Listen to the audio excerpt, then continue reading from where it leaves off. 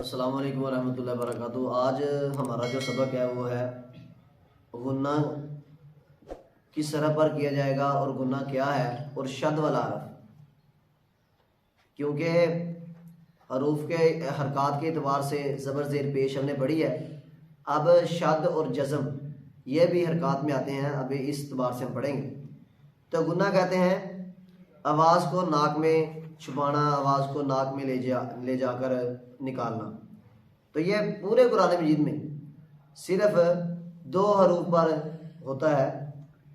नून और मीम जब मुशद्दद हो, नून और मीम मुशद्दद हो, यानी इनको अदा करते वक्त आवाज़ को नाक में ले जाना है, और ये मीम और नून पर इसको हम आवाज़ को निकालेंगे। मसलन इन अम, ऐसे आवाज़ को निकालना है। इन ज़्यादा लंबा नहीं करना, इन्ना नहीं करना, ना इन्ना करना, इन अम। आगे जाके मैं बताऊंगा कहाँ कहाँ गुन्ना होता है, लेकिन चूँकि हरूफ में ये दो हरूफ ज़्यादा जो है वो मशहूर है, नून और मीम। मुशद्दद पता है आपको, शद वाला हरफ जिसके ऊपर शद होती है, तो ये इसके ऊपर होता है। तो ऐसे ही शद वाला हरफ जो है वो कितनी मरतबा पढ़ा जाता है? शाबाश, वेरी गुड। मैंने आपको पहले पढ़ाया है कि शद वाले हरफ को दो मरतबा पढ़ते हैं। एक दफ़ा उसकी अपनी हरकत होती है, एक दफ़ा दूसरे जुमले के पास। मसलन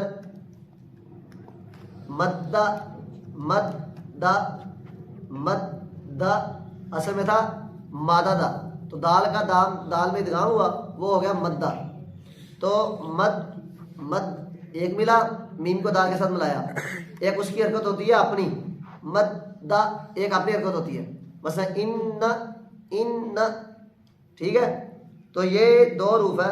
जैसे यहाँ मिसालें दी होती है, सद्दाक़ा, सद्दाक़ा, सद्दा, सद्दा, सद एक हरकत, दा दूसरी हरकत, सद्दा। तो ये शद वाला हरफ है, और इसकी अलामत क्या है? ये डब्ल्यू तरह होती है।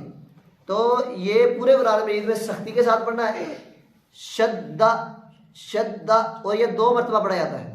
जज़म वाला हरफ वो उसकी और डेफिनेशन है, इसकी और डेफिनेशन है। तो ये इसमें जो आपने जो चीज़ें देखनी है, जो मैं आपको पढ़ाता हूँ, इसके ऊपर आप जो मशक भी किया करें, चलते फिरते मशक किया करें। कुरान मजीद जब टाइम मिला, वो जो मैंने सबक पढ़ाया वो कुरान मजीद लेकर बैठ गए और देखना शुरू किया कि हमारा सबक कहाँ है। मसलन नून तलाश करना शुरू कर दें, इन्ना के लफ्ज़ तलाश करना शुरू कर दें, अम्मा के लफ्ज़ तलाश करना शुरू कर दें, फिर शद वाले हरफ तलाश करना शुरू करें। तो ऐसे पढ़ने से एक तो आवाज़ अच्छी होती है, एक तलफ़्फ़ुज़ बनता है, कुरान मजीद में खूबसूरती पैदा होती है। और कुरान मजीद में खूबसूरती जब पैदा हो तो फिर ही ज़्यादा इंसान को अजर मिलता है। और कुरान मजीद को अरबी लहजे में ही पढ़ना चाहिए जैसे नाज़िल हुआ है, और इसके लिए हमें कोशिश भी करनी चाहिए। अल्लाह ताला आपको कामयाब करे। जज़ाकुमुल्लाहु खैर।